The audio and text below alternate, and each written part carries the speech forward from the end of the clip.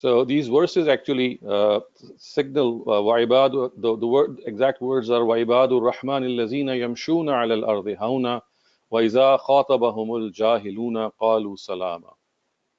And the servants of the merciful are those who walk humbly on the earth, and when people overcome with frenzy converse with them, they say peace.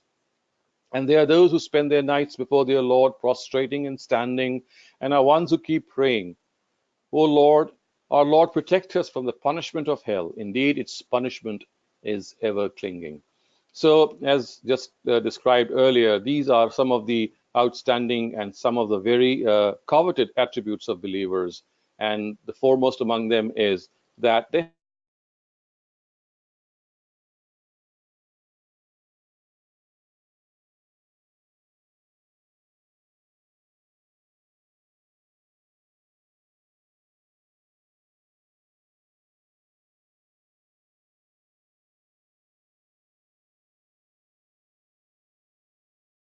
They have the ability to they have to be people who think that they are not God. Alu salama. They are ones when they talk with Actually are people ones. who they are ones who are actually they don't talk in frenzy. They do not talk as if they are the final words in this regard. So people when in frenzy, when they talk with them, remember in Arabic the word jahil is not the same as it is used in Urdu. In Urdu, the word jahil actually means a person who is ignorant. In Arabic, it has another overtone as well, and that is a person who is overcome with frenzy. So here, the meaning of a person who is in a frenzied state, something has been he has been overcome with emotions. When they talk to such people, so instead of engaging with them, instead of talking back with them, they just leave their presence because they know that to talk to such people, to converse to such people, and to talk back is not something particularly pleasing, and of course, it is counterproductive. So instead of engaging themselves with people and talking back to them, they just leave the presence of such people who are overcome with emotions, of course, because when a person is overcome with emotions, we clearly know it becomes impossible to communicate with that person. It literally becomes out of it's out of our it goes out of our hands to talk to him or her in a way in which we can reason out ourselves. So remember, people with whom we reason out are the ones with whom we can really talk. But what about people who are in an emotional state, who are very angry or who are very enthusiastic? Then they, of course, cannot be conversed to. And this is what the Quran tells us, that when you face such people, instead of engaging with them, instead of conversing with them, just leave their presence and just say your salam and walk away.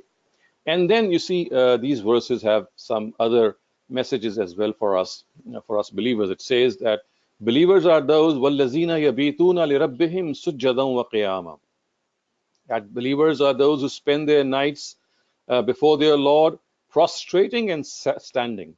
This, of course, refers to the tahajjud prayer, to the night prayer. We know that the tahajjud prayer is the most rewarding prayer. It is the most coveted prayer after all the obligatory ones. So, this is the prayer in which you have to break your sleep and get up at night and face the Almighty and talk to Him and listen to Him. And it's like a conversation that you start with God. And it is here that we are urged, not only here but at many places in the Quran, that if we are able to get up in the last part of the night, if we are able to talk to such people, to the Almighty in this situation, then this is something which really blesses us. The Almighty is the most attentive on this occasion, as we have been told, that He listens to our supplications, He listens to our invocations. And then it says, وَالَّذِينَ يَقُولُونَ رَبَّنَا اصْرِفْ عَنَّا عَذَابَ جَهَنَّمَ إِنَّ عَذَابَهَا كَانَ غَرَامًا. So they are those, again, you see the attributes of people who are believers, who fear God. They are being spelled out here.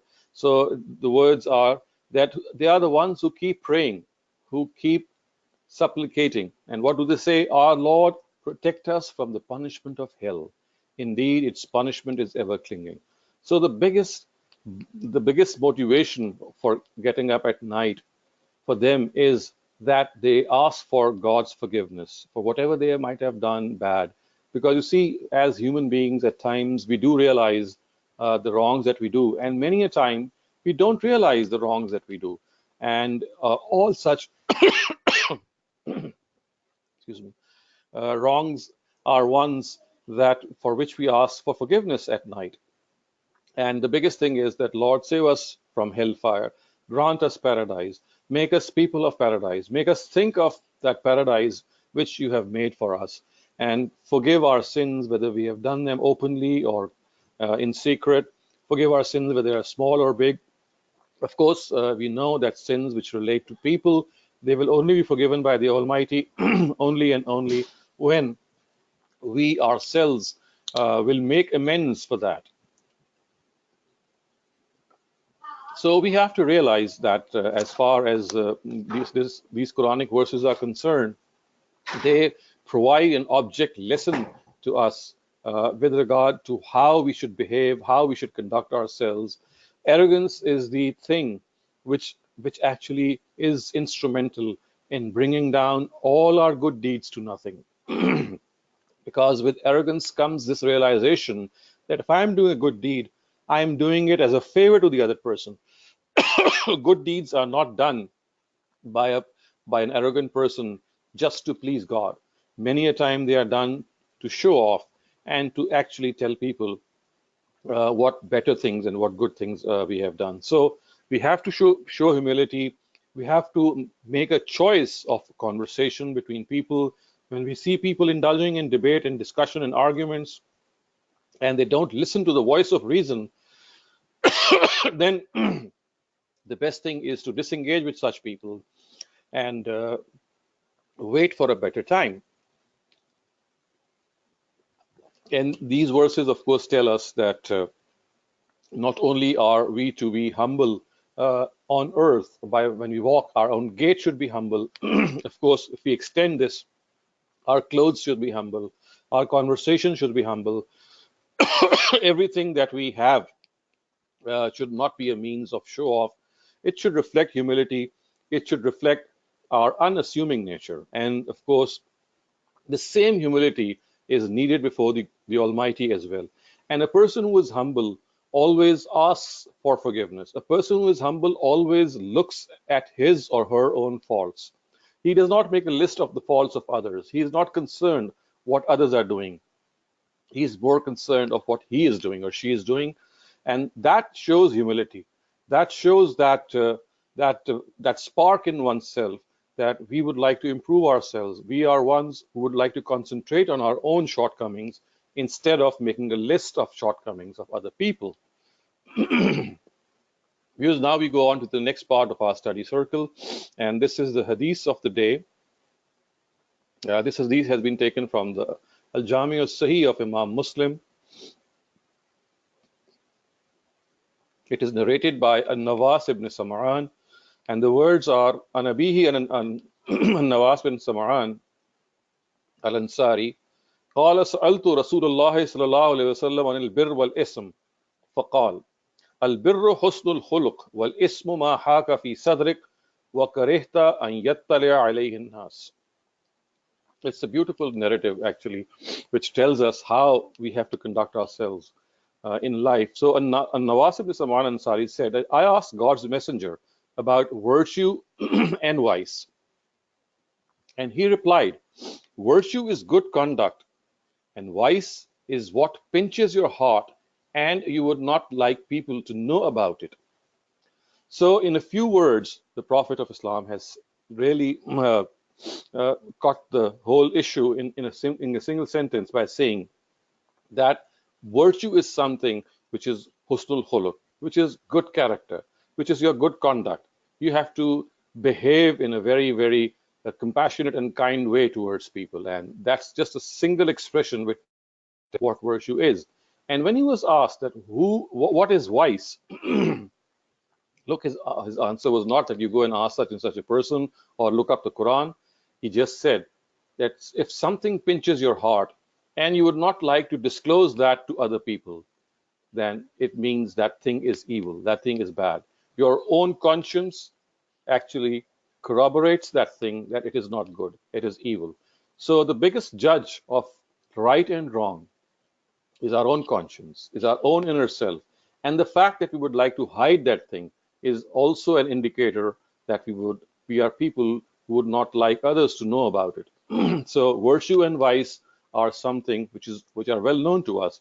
The Quran is actually very similarly said that فَأَلْهَمَهَا فُجُورَهَا وَتَقْوَاهَا, that the awareness of good and evil has been inspired by the Almighty within our own souls. We know what right and wrong are. So it's this hadith actually is nothing but what the Quran has already said, that the awareness of good and evil is found in our own selves. We don't need to go to any external agency to find out what good and evil are. At times, it does happen that good and evil get jumbled up. But again, it's just like reflecting and exercising more caution that one comes to realize what right and wrong are. So this is a very fundamental point that we need to understand, that if we have a living conscience, if we have a vibrant conscience, if we have a conscience which really gets that compunction, it gets that pinch whenever we do something evil, it tells us, it's like a barometer, it's like a red light found in our own souls that something is not right, something is wrong. And people who have a strong God connection, people who have a strong connection with the book of God or the books of God, they always have not only this inclination to know what evil is and what good are, but they also have the urge to adopt goodness and to shun what vice is. And therefore, we need to understand that it's basically setting our own house in order. If we have to overcome evil, it is our own self effort. No one is going to come to us and tell us what evil is, or perhaps even if he does or she does, the task of overcoming evil, the task of conquering evil is something which is our own assignment. We have to do it our own selves. And it is here that we often talk and speak of that overcoming evil, overcoming vice should be one of our missions in life. It should be like a charter before us, and that we will overcome our shortcomings. We have to be high achievers as good human beings also. We are always after becoming high achievers as professionals. This is what comes very naturally to us. But let us also become high achievers in becoming good human beings. That is also a field, a sphere in which we have to strive. And the only way to do that is through self correction. Only I can correct my own evils and my own bad habits. I have to get down to those bad habits. I have to make a list of those bad habits. I have to make a conscious effort to overcome those bad habits. These bad habits at times are not as bad, but they still do not contribute to your lives. For example, wasting time, procrastination, or wasting your resources. They also are habits which we cannot boast of and we have to overcome. And then there are serious bad habits, like, for example, lying or showing bad temper towards your elders, or losing your temper, or treating other people with rudeness. All these things at times plague us, and we have to make a list of these things and see that where we are faltering. And the best way to do so is to hold ourselves accountable every night before going to sleep, the bad things that we did today, and make a fresh commitment to our own selves that when the next day dawns, inshallah, we will try better than the previous day, not to commit the same mistakes. Viewers, we now come to the next part of our study circle, and this is Bible. These are actually two verses of the Bible, taken from the Bible. This is Gospel of Saint Matthew, and it's basically, the words are, take care to do your works, take care not to do your works before men, to be seen by them, or you will have no reward from your Father in heaven. And we have already discussed this many times. The word Father, the way it has been translated in the Bible, actually refers to God. And because he has this affection and care for his creatures, he is metaphorically referred to as Father. Otherwise, of course, it means God. When you give money to the poor, do not make a noise about it, as the false-hearted men do in the synagogues and in the streets, so that they may have glory from men. Truly I say to you, they have their reward. This is such a basic instruction and such a fundamental matter regarding spending our resources, our time, our skills for the cause of God, that they have to be purely for God. As these verses say, take care not to do your good works before men to be seen by them. We must not do good merely to show off, merely to for the sake of ostentatiousness, because that would mean that we are doing good not because we want to please God, but because we want to impress other people. And in the time of Jesus, this is what the Jews did a lot in synagogues, which were their temples actually, which were their worship places. So they would put on this show of kindness and compassion towards people so that people could see and praise them. So, Prophet Jesus has actually said that if this happens, then they've got their reward because they wanted praise from people and they got it. But they're not going to get the reward from the Almighty because pleasing the Almighty was never their intention. Their intention was to look good before others, to impress others. And it's a big test for all of those people who do virtue, for all of us. Because you see, virtue always makes us or gives us this idea that we should disclose whatever good we have done towards others. And of course, there is also a time for such things and a place and a manner in which they can be allowed. For example, at times you would like to teach your children or maybe some other people, and on such occasions you spend in front of them so that they can develop this habit. So, of course, there are always exceptions, and a lot is also dependent on one's intention as well. But if the intention is to expressly please people, to show off your generosity, then this is something which is very unbecoming, and it shows that we have that arrogance in our own selves, and we would like ourselves to be praised by people, to be elevated in their eyes, and this, of course, is something which does not elevate us at all in the eyes of God. We have to be humble. We have to be very down to earth. Remember, if we are in a position to be generous, it is because the Almighty has blessed us with those resources and skills because of which we can show that generosity. We could have been very poor, we could have been poor as paupers are, and we could have been on the receiving end.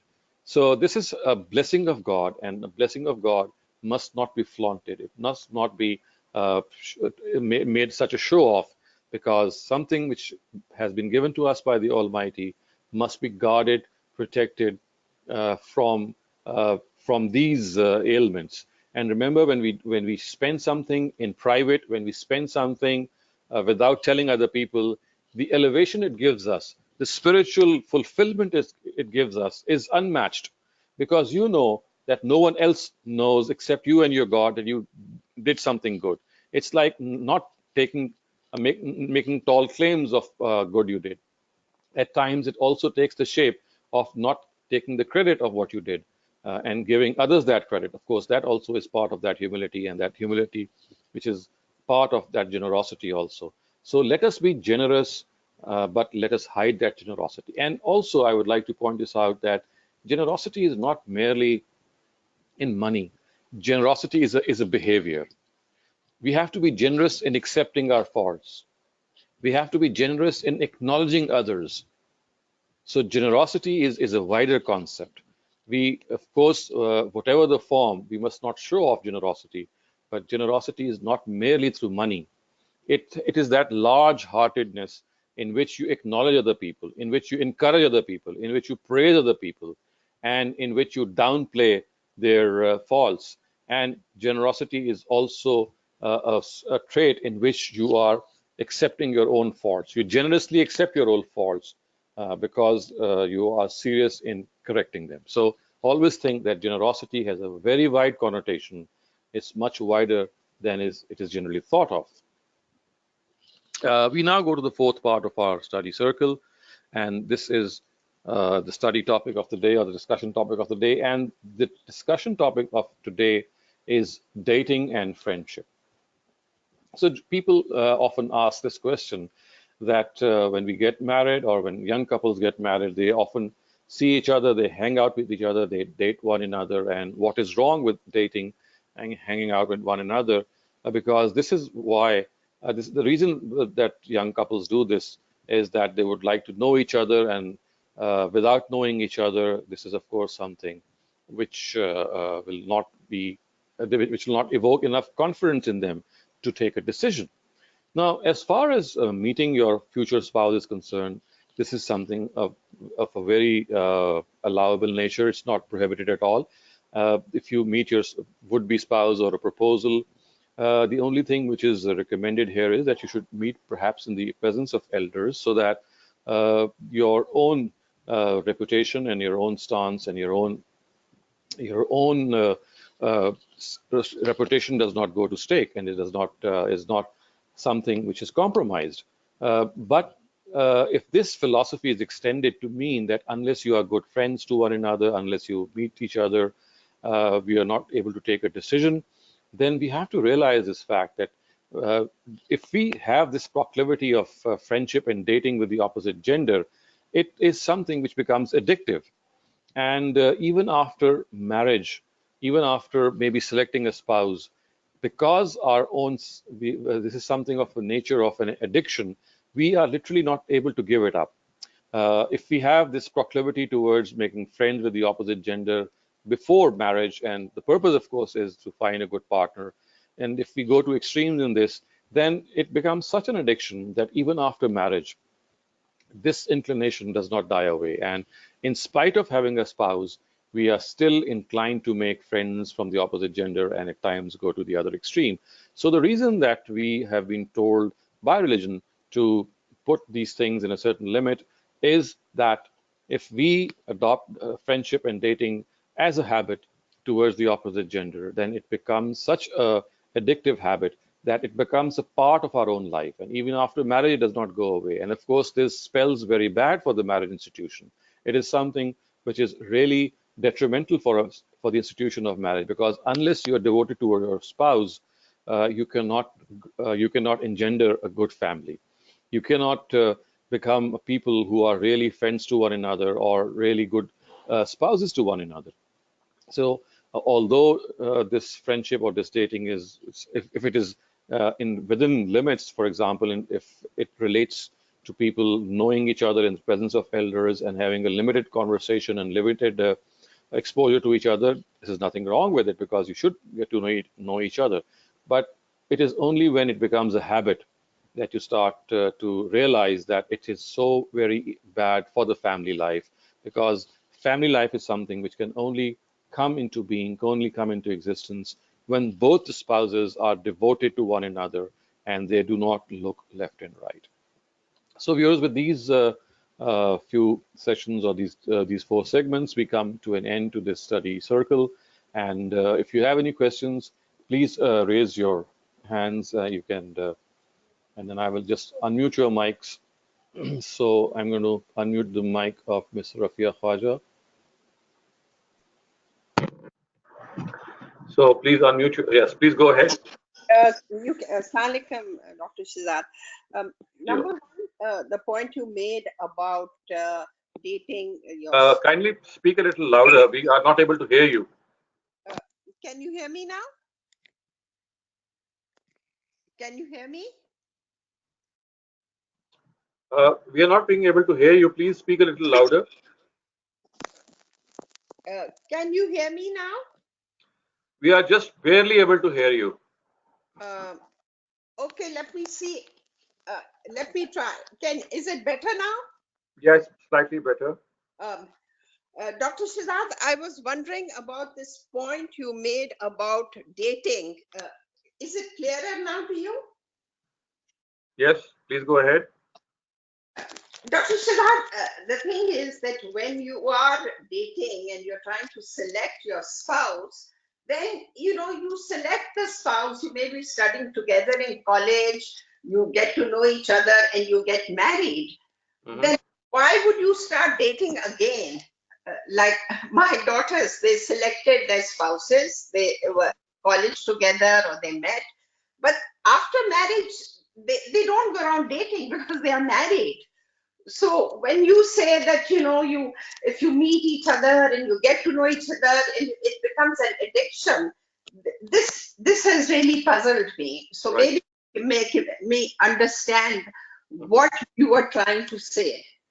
So the thing that I was trying to say is that we have to take a precautionary measure in these things because if dating goes to extremes, so you see, if it is checked, if it is limited, of course, then it could be very productive. But what happens is that if you look at the Western culture in which dating becomes almost a habit, and you even bear children before getting married. So what it does is that it creates in you a strong liking for the opposite gender, and you pick and choose, and you leave one partner and go to the next without realizing that this is so harmful for the family. So what the point that I'm trying to make is that it's originally, if you know the history of dating, it started off with this term called courtship. Now, courtship or courting would mean that in the presence of a chaperone or in the presence of other people, couples or proposed couples would meet each other and discuss things with each other. That is something which is fairly allowed. The only thing is that when you make it a habit, that there is a chance that even after marriage, that habit does not go away. Of course, there are exceptions, and I'm sure your daughters are exceptions to that. But you see, this is something, if it is encouraged, it can really spell a lot of doom for the family. And when this is encouraged and when people do it without any inhibition, then there is this chance in which, because it's such a nature, it's such an attractive thing, it's such a thing which both genders espouse so much, that there is a very strong chance in which this still goes on after marriage. So it's not that it always is like that. It's like saying that when you drink a few drops of liquor, you don't get inebriated. Of course, you don't. But because of the nature that when you do so, you can always go to extremes. Something of a precautionary nature has to be exercised. So it's like being extra precaution in matters of the family. Well, Dr. Siddharth, like, right now I'm in America and I see a lot of Pakistani boys and girls are studying together at universities. They get to know each other. Then they tell their parents, we like each other. The parents, Mhm. the other person's side, and they agree, and then they get married. So maybe I'm making a mistake, but I've generally not seen it in our Pakistani boys and girls that they would start dating again um, after marriage. So Okay. you are lucky in that respect because see what happens is that, as I said, I just gave you this example that when you drink a couple of drops of liquor, of course, it doesn't harm you at all, and people can make this case that how about drinking a few drops of liquor because I don't get inebriated by that, I don't get intoxicated, but because there is a chance that once you start these small things or consuming liquor in small amounts, there's always a chance of ending up with taking it in large quantities. I also give this example very often that in areas where there is volcanic activity, people are not encouraged to make their houses there. Although the volcano might not have erupted for maybe 40, 50 years, but because of this fact that it can erupt, governments and states they don't allow people to settle there. So you see, it's this precautionary nature which is found in our own selves, in our own natures, that when we conduct ourselves, we are extra precautionary. We take extra precautions in areas where there is the chance that people will go astray. It's only in certain matters when we don't take those precautions because we don't realize the loss that we incur if we don't take those precautions. If you look at a lot of broken families in many countries, there are, I'm sure, many other reasons. But one of the reasons is that spouses lose interest in themselves because of various other reasons. There are other reasons, but one of the reasons is because this friendship in them, or this propensity, this proclivity towards friendship towards the opposite gender, ignites in them this flame to continue this friendship. I have seen extramarital relations, mostly by, I would say, by boys or by men, much more in Pakistani origin people. But if you look at other countries, if you look at other societies, it exists both in men and in women. So we are not talking just about Muslims. We are talking about a global community in which if friendship is encouraged or dating is encouraged before marriage, then it does become a habit with us because there is a natural attraction between the genders, and it is very difficult to do away with it. So it's like a precaution. And of course, at times, if you exercise discretion, precautions can always be overruled. But we have to understand why this precaution is actually being taken. I understand it. Thank you. Can I ask another question? Dr. Shehzad, Gandhi Saab, in one of his programs on adoption, he said that the father's name should be given. Now, what I have found, because a number of people in my family have adopted babies, generally speaking, the father's name cannot be given because these babies are abandoned, and many times they are found outside ED center in a little basket, or in some other, they're left in the hospital, they may be illegitimate. Of course, when the baby is adopted and he grows up, you tell them that you are adopted.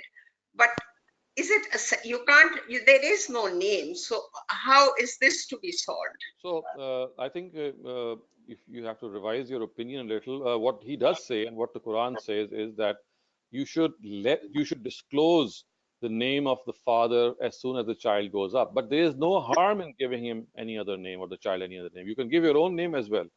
The only thing is that you should not hide the identity of the biological father of that child. The problem is not that you cannot name him after yourself. Of course, you can give him any name, but as soon as he or she grows up, you have to disclose the identity of the biological father or mother so that the child knows that he is an adopted child. That's all. It's not essential that the name should not be given. I mean, the name of the father, the adopted father, can be given. That's not the case. The only case is that you should not hide the identity of the original father. Sorry, then I think I didn't understand what you said correctly. And sorry, the last question is that Islam has always been the deen, and it's a continuation of the other deens brought by different prophets. So, does one have to be a Muslim to be successful in the hereafter, or Christians and Jews who follow their own religions and sometimes are better than Muslims will also be successful in the hereafter? You see, we have to realize that all of us follow Islam, even Christians and Jews, they are Muslims of their times, and Jews and Christians are just sects of Islam. So all of them do follow Islam. The only thing is that at times they deviate, just as Muslims do. So as long as a person obeys God, he does not deny any truth intentionally, he does good deeds, follows his conscience, or she should hope to end up in paradise. I think that this is a universal principle, and it does not merely is not spelled out merely for Muslims. It's for every human being. Paradise is not for Muslims. Paradise is for any person who fears God, who does good deeds, and does not deny any truths intentionally. This is what So the Quran says. it's Tawheed and good deeds and belief in the Absolutely hereafter. right. This is Thank what you the so Quran much, says. Dr. Sadat. Thank you very much. So I have another question from Mr. Mushtaq Khan. I'm just going to unmute your mic, sir. Dr. Saab, I have a general question Ji, about please. funding of the religion and religious scholars. Most of the time, the religious scholars are basically left to raise money for themselves. Mhm. Have you ever studied this thing, that what is the proper way? Because other professions are being supported by the government, Mhm. but this is a profession that is being Mhm. neglected by everybody, and they are at the mercy of the people. Right. So, in the time of the right guided caliphate, for example, in the time of Umar the Great, this was done by the state. He had actually appointed Quran teachers himself on behalf of the government, and he funded them so that people could teach and preach the Quran far and wide. This is unfortunate that today it no longer happens. Otherwise, in an Islamic state, the dissemination of the Quran and religion should be state sponsored, and they should contribute in hiring such teachers. And of course, if the private sector also comes along and helps and makes such arrangements in which people are hired so that they can do this duty, it's also commendable. But this education is also the responsibility of the state, and I hope it does get this realization that this is something they have to do. But in the absence of any state-sponsored teaching, we are left with no option but, for example, private institutions like the mosque, or maybe a school, or some other areas, some other people who would like to sponsor religious people. I have even seen religious people earning for themselves. I have seen them in real estate businesses. I have seen them in some other businesses in which they are earning and also at the same time doing their duty. So, of course, ideally, this should be state sponsored, and the state's machinery should work in a way that just as they do other things, as they hire professionals for other services in the public sector, they should do the same for Islamic teachers as well. So at present, there is no current way a person can dedicate himself or herself, and there will be a sport available through a university, college, or other institutions. Right. So at the moment, things are very bleak. It depends also on the country that you're in. But for example, if you have a good degree in Islamic studies, if you are in the West, you can perhaps be a very good teacher, and it's a highly paid job as well. But if you are in a third world country like India or Pakistan, or maybe some countries of similar sort, then the choices are very limited. For example, you can be maybe a person who is an imam in a mosque, or maybe he's a teacher and it's also not very highly paid. So it also depends on the area that you are in. But we would strongly urge all Muslim scholars or people who would like to take scholarship, Muslim scholarship or Islamic scholarship as their profession, that they should have a good degree in Islamic studies, so that just as other professionals use that degree to earn, they can also use a degree. For example, if they hold a master's in Islamic studies, or a doctorate in Islamic studies, they can teach in various institutions and earn a very respectable livelihood. So that is what they can do. And other than that, the government should also realize that they can hire such people, especially who are very competent, and pay them very, very well, so that they can do their duty without any inhibition and hesitation.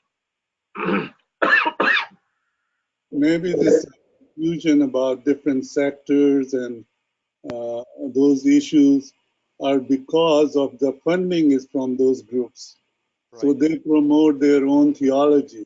right, They don't look at the broader picture. right. And that is creating more Mhm. separation of people, separation of groups. Different sects are there. Absolutely So right. to make it more uniform, there should be unbiased people Right. who are trained in the general principles. Absolutely right. So, if the funding is from a particular sort of people, they'd like their own agenda to be forwarded. And that's what creates more rifts and differences. So, it has to be from a neutral source Yes, sir. so that religion can be taught in a neutral way. Thank you very much, sir. I Thank appreciate you it. very much. So, ladies and gentlemen, we come to an end to this study session, study circle, inshallah. We'll see each other again next week at the same time. Until then, it is Khuda Hafiz.